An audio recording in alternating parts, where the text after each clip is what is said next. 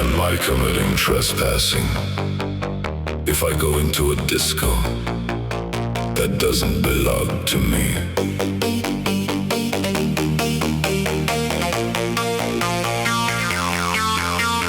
Usually, I feel right at home at my regular club, but today, I'd like to try something different. I went to another discotheque. Am I committing trespassing if I go into a disco that doesn't belong to me, that doesn't belong to me? I wanna see, yes, I wanna see what's going on with the others.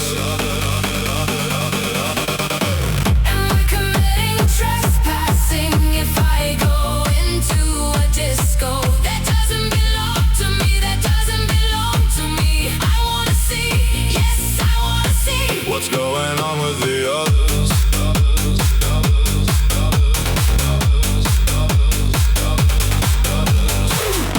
I don't feel like a stranger here.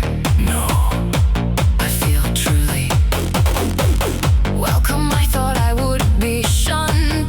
no, I was well received.